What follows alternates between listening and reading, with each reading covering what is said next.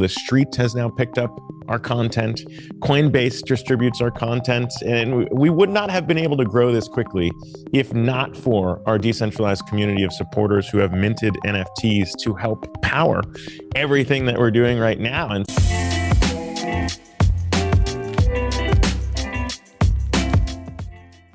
this content is brought to you by VeChain, which is a leading enterprise-grade Layer 1 public blockchain spearheading a digital revolution from a sustainable, highly scalable smart contract platform.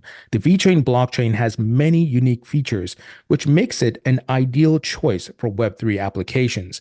VeChain is working with many great enterprises such as PwC, Givenchy, BMW, and Walmart China. Most recently, they partnered with the Boston Consulting Group to build a revolutionary decentralized application ecosystem. I'm a big believer in this project. I have been since 2018. I've been a VET token holder for years. And this blockchain is highly scalable, great with security and speed, and it has low energy consumption. If you'd like to learn more about VeChain, please visit vchain.org. Link will be in the description. Welcome to the Thinking Crypto podcast, your home for cryptocurrency news and interviews. With me today is Zack Guzman, who's the founder of Trustless Media. Zack, great to have you on. Tony, thanks so much for having me on, man. I'm excited to chat. Yeah, look, it's an exciting day. Bitcoin is pumping. It's over 57,000. You guys are doing great things. So lots to talk about. But let's start with your background. Where are you from and what's your professional background? Yeah, my background's in traditional media. So basically, my entire professional career has been bouncing around big media outlets, whether it's CNBC, Yahoo Finance, climbing the ranks of starting out as a lowly intern and making it all the way to the comfy anchor seat. So that's kind of my worldview is all through the traditional media lens, and have gotten to cover a lot of great stories, a lot of things in financial media, and eventually started to go down the rabbit hole as you've done in crypto and just got sucked into the wild world of Web3. And now here we are trying to build out a better way for media and creators to build with their audiences. And I'm applying everything that I learned basically in the broken media model of yesteryear to what could potentially be the future for creators now. Yeah, absolutely. And that's why I wanted to have you on, because you're bridging that gap between media and Web3. And I'm very curious as to what you guys are building and all the great things that are laying ahead in your roadmap. But before we go further, what was your first encounter with Bitcoin and what was your aha moment? Yeah, it was back in 2014. I was graduating. My brother actually gifted me half a Bitcoin as a graduation present. Wow. And and he said, look, I'm going to give you this, but you can't touch it for 3 years. And I basically forgot about it because of that. And then sure enough, in the big bull run, I was like, wait a minute, that $300 gift is worth thousands of dollars now. And, my brother has never let me forget that. But when it happened in 2018, it basically sparked, a huge curiosity on, all right, I want to learn more about Bitcoin, and then opened my eyes to the rest of crypto. And then as, the pump continued, basically from there was just like, this is the future and I need to cover this. And at CNBC tried to get a crypto show off the ground. It was too early for them. Didn't happen, got laughed out of the room basically. And then, later on, things died in crypto. My interest kind of was like, okay, that was fun. But then NFTs came back and it unlocked a whole new world of, I looked at it through the lens of Bitcoin go up, number go up, investing. And then the cultural unlock that came with NFTs basically blew my mind for an entirely new way to incentivize anything on the internet. And it's been super exciting to see the cultural piece now happen in this cycle. And that's kind of how I got in. Mostly how everyone else gets in is you saw what Bitcoin can unlock here with just digital money. And then from there, what blockchains can do for almost any industry blew my mind. That's amazing. And you and your brother would be considered OGs. 2014, right? So I got to ask, is your brother like a Bitcoin millionaire or something like that? No, because he and I are both very similar in that we get distracted easily. So, we were there and, I think there are a lot of people that have that story, right? Where it's like, okay, this is huge and we saw the potential, but also kind of somewhat risk averse. And so you just, you put in what you can put in at the time. And like I said, starting out as a lowly intern in the media world, it's not like I had a lot to put into anything beyond a gift. So, I beat myself up, as I think everybody does looking back, hindsight 2020, but Right. no, I don't think he is necessarily a Bitcoin millionaire, nor am I. But, applying a lot of those learnings to the next quote unquote Bitcoin, or the next thing, right, is kind of what, you do a great job of. And I think what a lot of content creators in this space try to do, which is, what are the lessons we learned? How do we help you prevent making those yourself? And, how can we apply those learnings to the next project and figure out kind of where this industry and space is moving to really capitalize on the next big opportunity? Yeah, absolutely. So tell us about Trustless Media. What do you guys, what's your vision and what are you trying to achieve? Yeah, so Trustless is born out of what I think has become increasingly clear if you listen to Elon Musk, or if you just listen to any of the news headlines around media layoffs and the model being broken. Basically, we started Trustless with the idea of applying Web3 to media. It was, how can this technology be used to help leverage a creator's shared passion with their fans? We started in the crypto space. So Trustless Media's first show is Coinage. It's community owned. The whole idea and the whole model is, what can you do if you let your fans co-own something with you, from idea to creation and then beyond? So with Coinage, it's a crypto media outlet that lets our NFT holders both own Coinage and also influence what we cover, the guests we have on the show. And now we just announced this, but can also stake with Coinage. Now we're partnering to run our own validators, which again is just really trying to break down the wall between a content creator, i.e. me, and the fans we've been able to attract by just publishing stories in crypto. And we've done, I think, a pretty good job of winning awards with the content we've put out, mostly focused on video. And now Trustless is building an entirely separate show that has nothing to do with crypto, that's actually in the food space, called Best Dish Ever. But we'll apply the same model, which will let those creators, which are huge names, some of them are Top Chef season whatever finalists, and we'll basically let their fans who love food co-own that brand with them. And so it's again a whole new model for media. We've been able to attract big media names, like the co-founder of Netflix is one of our backers as well. And I think that's really cool and cool signal to see, okay, this might be something here. What can you do when on this new era of the internet, if you break down that wall and realign incentives, can something actually grow quicker and avoid this idea of having to go down the traditional studio model where, if the big execs don't agree with your idea, it's never going to get greenlit? Absolutely. I love it because, to your point, we're seeing a change, what do you call it? Paradigm shift is what I'm trying to say, with media and how people consume content, and the advent of networks. And now you have blockchain networks where people can participate and become owners. And now you guys are taking it to media, outside of a social platform, outside of holding a token, but I can have a say, I can have a voice, I can have equity, so to speak.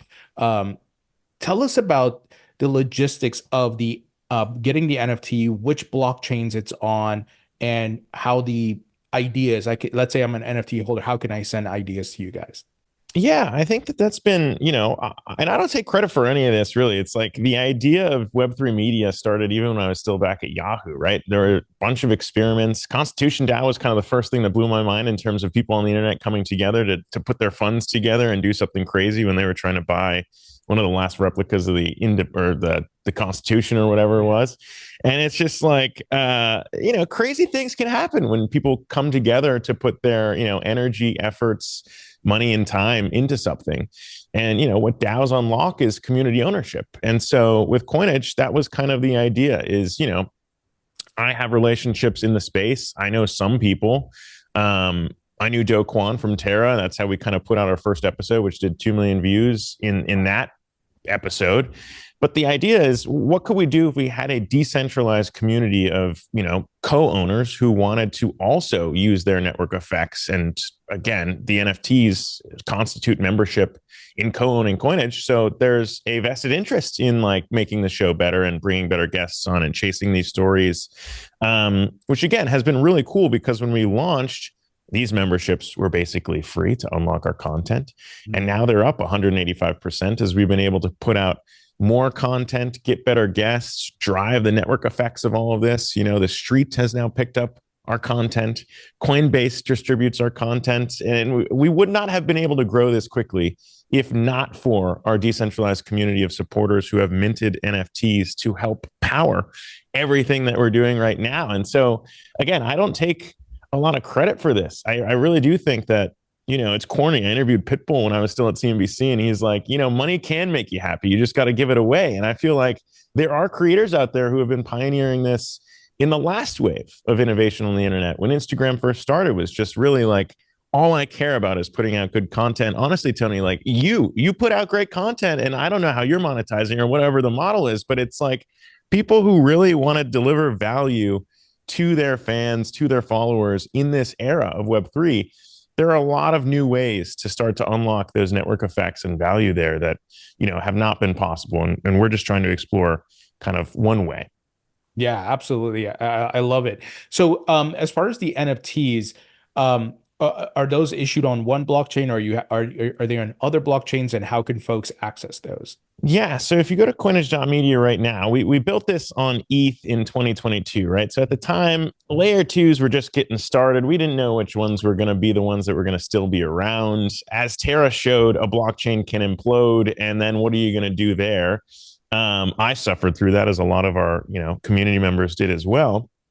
But as we expand, the way that Coinage is set up is we're a Colorado cooperative. So it's not too dissimilar from kind of REI, which is a camping store. You go there, you shop, you're a member. And at the end of the year, you can unlock what's called a patronage dividend, which is really a way for that company, for that co-op, to distribute dividends back to their members. And it's been really cool because there's a bunch of different quote unquote DAOs.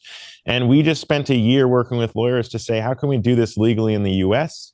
How can we issue NFTs on a blockchain? So it's all on ETH mainnet for Coinage, and let them legitimately unlock the upside here as we grow an audience. And so, we haven't announced anything. Obviously, it takes a little bit of time for a media company, again, historically not the most lucrative business to be in, but for a media company to grow to the size of becoming profitable. But what we've been able to do at Coinage, we are actually pacing to get that done and to allow our NFT holders to start to unlock dividends if they're active in our DAO co-op. So that's the model. They're on ETH mainnet. Again, everyone can see on OpenSea or Mint right now, honestly, at Coinage.media to unlock the ownership in what we're building at Coinage. But it's been exciting because, as I said, to see a rise of 185% in our NFTs as they trade to unlock our content is not something I would have expected necessarily. NFTs in general are kind of pressured, or have been until maybe now. And, it's out of my control. And I think it's a really cool way to start to see, all right, what does the market think about the content we're putting out? What does the market think about where Coinage could go? And as I said, to have kind of, John Wu from Avalanche is one of our first holders, and a bunch of other Web3 founders, and the co-founder of Netflix to be the ones that were there to mint first has been pretty humbling, honestly. Yeah, that's amazing. Congrats on that. Now you mentioned, this staking. You announced a partnership with DAIC to enable staking. Tell us how that works, and because is it the NFTs that are involved in the staking or different tokens? Yeah, so I think this is actually, again, one of those things that's really cool in the network effects that happened here, because they're an Austrian validator company. So no different than, you could stake with Coinbase or Kraken or any of these big companies, right? And start to unlock rewards. Normally those rewards would go to Kraken or Coinbase, and you would take some rewards as well as the individual staking with them. And DAIC in Austria are kind of, again, another staking option. They have $350 million in assets already staked with them, but I had never heard of them before. The only reason I heard about him was because one of our NFT holders was actually a content creator, Donku, and he partnered with them to launch that community validator set. And he got out of the game, and he's like, look, I'm basically retiring. If Coinage wants this, I think you guys are a really good content creator. They're looking for someone else to step in. And it just made a lot of sense. And again, it unlocks the network effects, because perhaps you watch our content, perhaps you want to support our channel. You can go and stake with them. Again, their commissions are right in line with everybody else, but those staking rewards would go back to the DAO, which can help support our content. So it's another kind of sustainable way, again, to support the creators, outside of just paying for memberships or, like a Patreon. you can actually stake these assets. And it's been exciting because today is day one. We just announced that. I'm telling you first, Tony. And again, I don't think I would have even seen that opportunity if it weren't for one of our members saying, I have aligned interests with Coinage. And this is a deal that I think makes a lot of sense. It's amazing. What are your thoughts? And then I'm going to get a bit maybe out of our conversation for a bit, but it's something that fascinates me. What do you also think about web monetization for content with microtransactions with from different blockchains? So for example, maybe I have a wallet that has Ethereum or Solana. I go to Coinage's website. I'm looking at an interview maybe with John Woo. But as I'm on there, my wallet automatically tips you, or I can choose to tip you, and it will be a microtransaction very fast. It goes to your wallet because I'm on there. What do you think about that as well in the future of Web3 and media? Yeah, I think it's been really tricky because there are a lot of different ways to attack this problem, right? Of rewarding creators. And I think even traditional Web2 companies, I mean, it's no secret that Elon Musk has really leaned into that to kind of challenge the other big content platforms to say, okay, we want to reward creators somehow.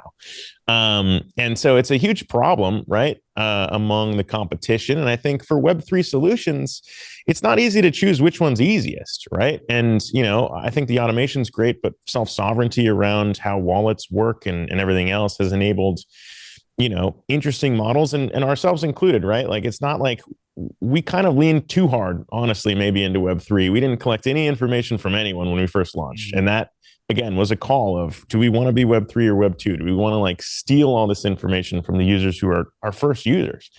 And we said no. And, we live with that choice. But I think that there's a lot of different roads to go. For us, honestly, we're taking the parts that work for Web3 and the parts that I think work for Web2. Sometimes a lot of this stuff is too complicated for an average media consumer. So, we're taking parts that work for Coinage and applying it outside of the crypto field now with Bestest Ever. And I think a lot of the simplicity there is where the industry is going, right? You don't even know that you have a wallet. You don't even know that you need to use crypto to pay for these things. And so for us, we're kind of abstracting that away with the help of Privy and other partners. But I think it's a constant question that honestly changes day by day. I don't know if anyone knows the real answer to how hard do we want to lean into Web3 and how much of this can we automate? Yeah, you're absolutely right. And there's a lot of ideas out there. And to your point, the consumer has to get educated. The technology has to be a point where there's less friction, where it's easy for maybe my mom and dad to set it up and they go to their favorite websites and it happens automatically, right? They don't have to think about it. They don't have to worry about a wallet address and doing this and that and private keys. It has to be very simple. And I think we'll get there, but right now we're still in the building phase and we'll see which technology wins. Yeah. And I mean, like, again, I think it's been really cool to see other ways that some other people have been tackling this. Collectibles are so huge, right? So there's a lot of creators who are putting episodes and everything on chain, letting people collect them. To me, I've always kind of been confused by that because I don't know. I've never collected any like form of media outside of art and, what PFPs are all about. But for us, I think we're a little bit old school in the way of, okay, what needs to be on chain? What can live off chain? Sure. Can we set up like a DAO co-op, which is, again, REI has been around for like hundreds of years. The idea of a cooperative in the US has been around for centuries. Can we like build something that honestly allows us to do this legally and pay dividends to our community members? And like, it's not that revolutionary, but putting memberships on chain to allow people to trade these if they want is a bit revolutionary in what we've set up. So it's just been, kind of cool. And accountants telling us like, okay, all you're really doing is up converting the cooperative into the 21st century. And that's kind of cool to hear too, because not everything needs to be the old way of startups. And in the era of Web3, as we've seen, like rewarding your earliest users is something that does accelerate the network effects and does accelerate growing something way quicker. And honestly, I think supports the idea of success. So it's been exciting to see it work out thus far and to hit this kind of, I don't know, this kind of leg of, oh, wow, this is actually maybe working here. A year in, I did not think that it would happen. Well, congrats again, and I love it, and I think it's the future. And since we're talking about media and blockchains, recently we saw Fox Business, I believe it was, Corporation. They partnered with Polygon to set up a platform where they're going to put their content on the blockchain to help avoid AI deepfakes and the rise of deepfakes in different mediums and different media types. What do you think about that? And are you guys looking at anything along those lines?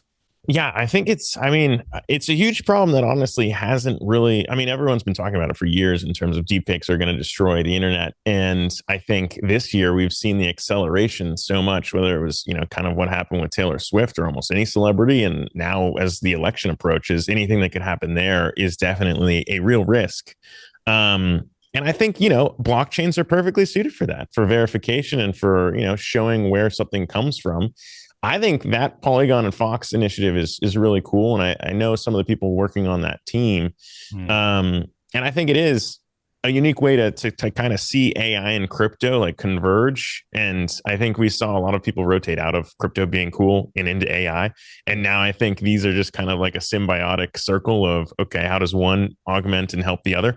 And that's a perfect example. And I think it's necessary and needed for us. I think, I don't know if it's so high on our list of items that we necessarily need to solve right now, but I do think that risk vector is growing like pretty quickly in terms of like something fake gets out on the internet. It's not too crazy to think about it, like some really like bad outcomes that could happen from it. So I'm excited to see that because I think that that's just one of like the top use cases for how blockchains and AI kind of work together.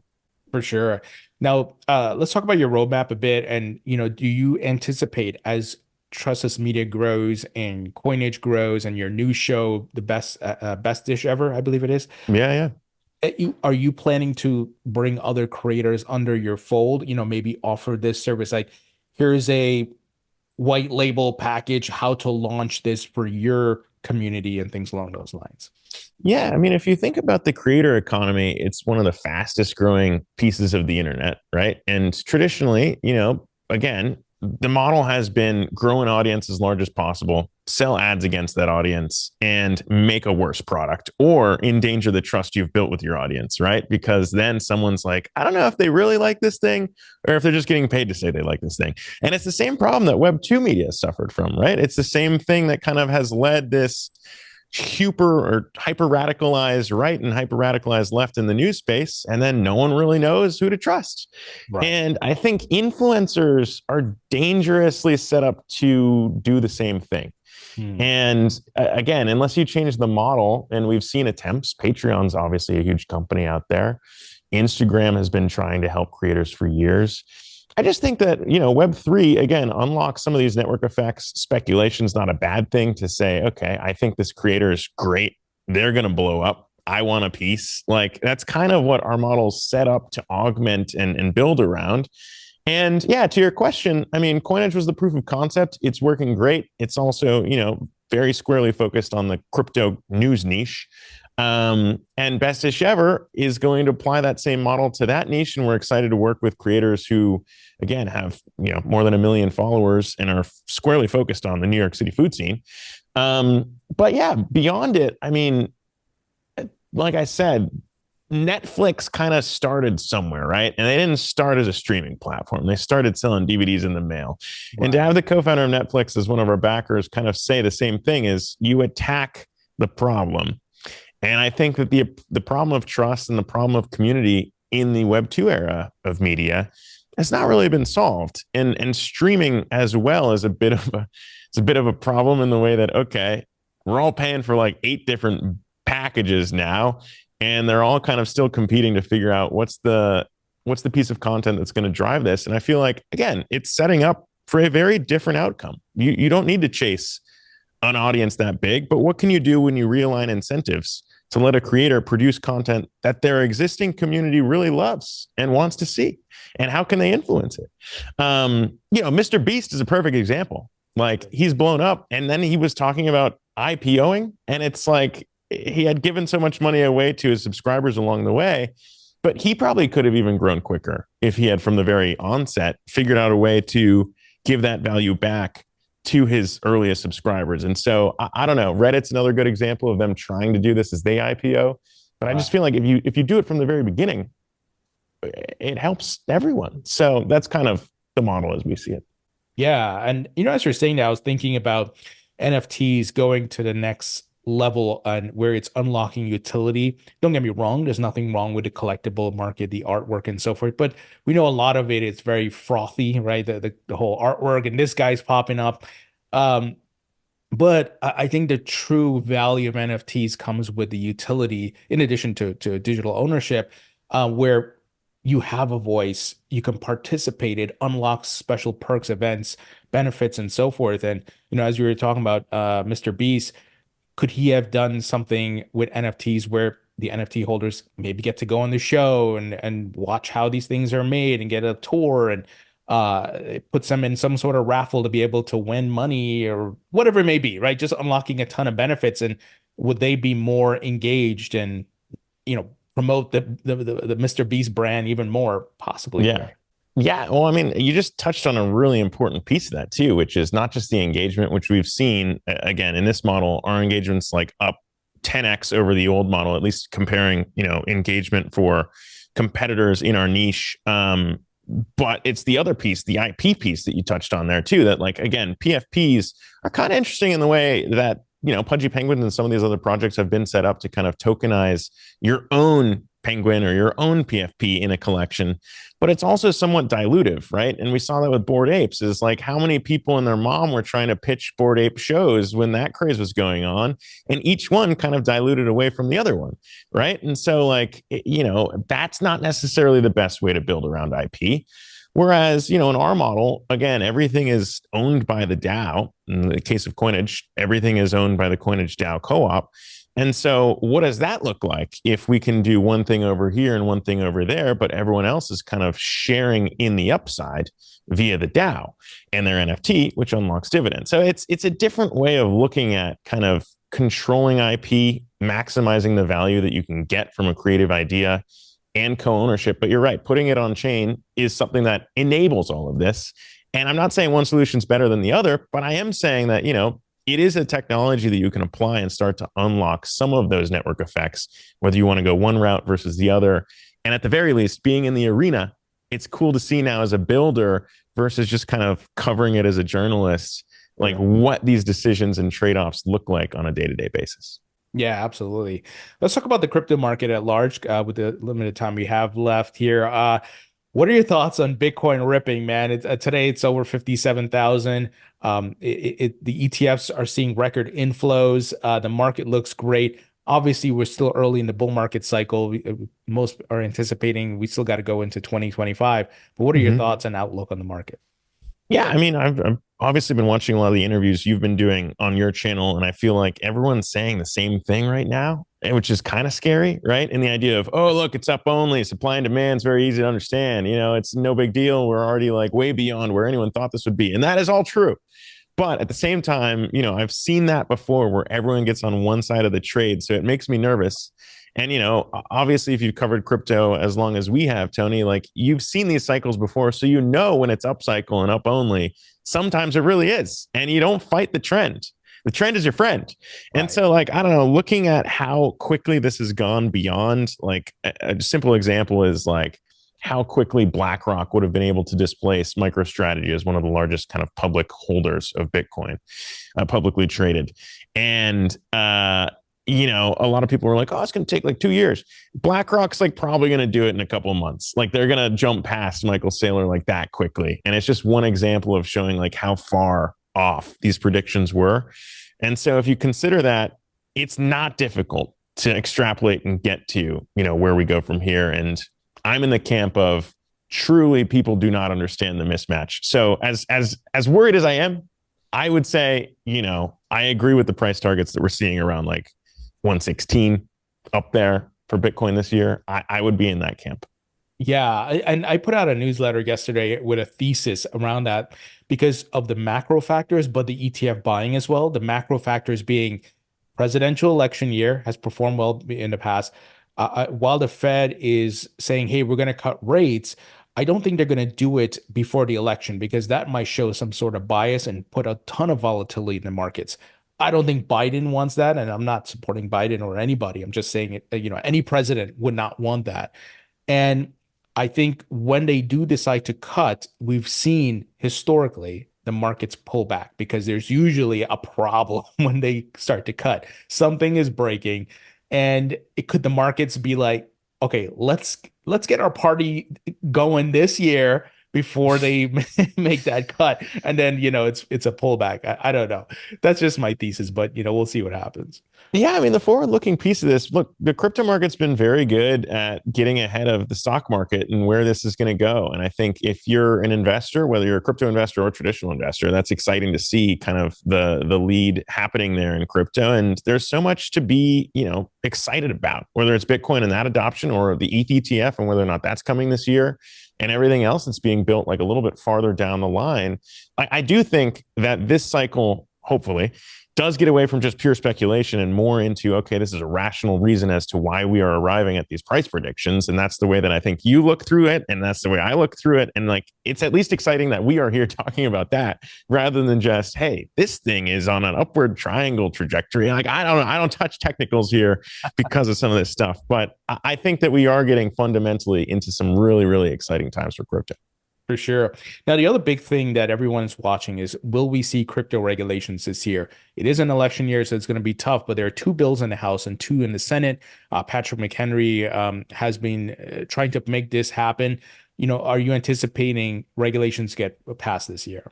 Yeah, I think the stablecoin piece is huge. I've interviewed Patrick McHenry before. That guy is great. He understands this and he understands the importance. And so using the time that he still has there, I'd be optimistic that he would get it done. And he has worked with Maxine Waters on it for literally years.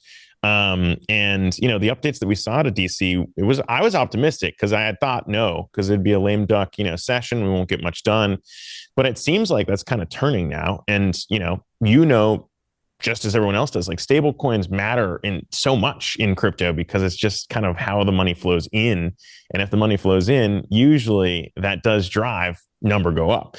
And so it would be a huge unlock that, again, the biggest pumps, the biggest market movers, and this isn't just crypto, it's always when the expectations are so far away from that thing happening. And to say that there's potentially a stablecoin bill in 2024, I wouldn't have believed you last year.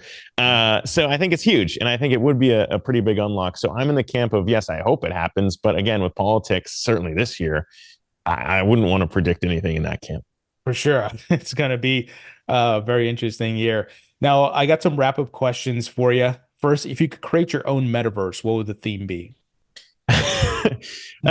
We built, so in one of our Coinage episodes, actually, this is kind of fun. We built my shitty New York City apartments in the metaverse. We put it in Decentraland. It was like an amalgamation of all the terrible places I've lived, with the leaks and the cockroaches and the mice. And we put it in Decentraland. And then the architect was like, Decentraland's not built for like something that's this bad. It's supposed to look good. And we bought a plot of land that was going to be close to Snoop Dogg's place in the metaverse. And the DAO owns that. We haven't sold it yet. We put out an episode around it. But I think, that would be, that was my twisted version of my metaverse is, can we actually create something so bad as New York City apartments in something so good as the metaverse has been promised to be? You put up one of those shoebox or closet apartments. Yeah, it's terrible, man. It's terrible. And it reminds me every time about how bad it was. It was literally a 6 foot by 9 foot like room that I had. So not good. Oh, man. All right. Rapid fire questions. Favorite food? Yeah, this is a great question for best-ish ever, too. I love, I'm a steak guy. I'm a meat guy. I started a little meat TikTok randomly in the pandemic. I think everybody is obsessed with meats if you get to be a guy who's old enough and bored enough. And so I was just smoking meats. But huge steak guy, huge brisket guy. And I think with best-ish ever, it's going to be cool to just kind of put all that on chain and let a community choose what the best dishes are, because my opinions are mine, but there are much more qualified people who will be steering that whole thing, and we'll see what they say. But I'm not afraid to say I'm a meat guy in this era of veganism. For sure. Favorite musician or band? I'm a huge Block Party guy. I don't know if that's because I'm a millennial and that's just kind of where I learned that, but I'm a huge Block Party guy. And surprisingly, there's a lot of Web3 musicians that have come up too. I'd give Spotty Wi-Fi a shout out. He came on the show and talked about how he's been able to sell NFTs. He's actually got some bangers. So Block Party, Spotty Wi-Fi, those aren't bad options. Nice. And favorite movie? Dude, I'm an old classics guy. I'm going to go with It's a Wonderful Life. Watch it every year around Christmas time. Good ideals, community. What can we do? Where does real value come from? It's the connections we make. It's the network effects. It's not the dollars in your account, especially not in the bear market. So those are the themes. I love that movie, dude. Yeah, it's great. I literally, like you said, every holiday, Christmas holiday and so forth, I'm watching that. It just resets your perspective on life sometimes because we get so focused on money and things. But like you said, dude, yeah. And it's also like it's the bank run. The bank run like scene is legitimately like where I think Web3, like that should be required watching for anyone in Web3, because it's like, okay, banks want you to panic and everything, and classic Jimmy Stewart being like, look, if we band together, we can do this. And I feel like, man, dumb money, perfect example to point to. Like traditionally, markets do not help the little guy. Wow. And like, if you can actually bring those network effects together to where you can bind together, like it's Jimmy Stewart, man. It's a Wonderful Life. It's dumb money. It's like in this era of the internet, like community matters, and it unlocks huge value that we couldn't have done before. Absolutely. Favorite book? Dude, I'm embarrassed to say I don't really read that much, but oh man, let's see. Actually, you know what? Marc Randolph's book, That Will Never Work, is honestly like one of the few that I've read and enjoyed and said this actually has a lot of learnings. It was all about why he created Netflix and like where it came from and the early days of building that out, and everyone's saying that will never work. And he was able to overcome that. And now, as I said, he's one of our advisors. And I think it's a great business book for anyone who wants to learn anything about startups in a way that's not too preachy. So shout out to Mark for that one.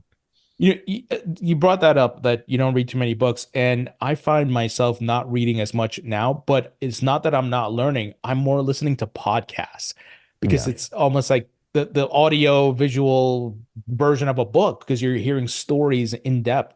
I don't know if you agree with that, but I don't think that. Yeah, I mean, this is what you and I do, so it's probably not too surprising that maybe we're not book guys, because we spend our days in and days out working on good video and podcast content. So I haven't authored a book. I wouldn't know where to start, and I haven't read that many either because I'm too visual. And finally, when you're not working at Trustless Media or Coinage, what are you doing for fun? Yeah, so I mean, most of my time's dedicated to working these days, to be honest with you, Tony. Like, I don't I'm literally like chained to this desk most days, just working on Coinage and Trustless and Best-ish Ever and everything else that we're trying to do. But when I do get to escape, normally, I think one of my favorite hobbies is just cooking, to be honest with you. Like trying to grow my repertoire.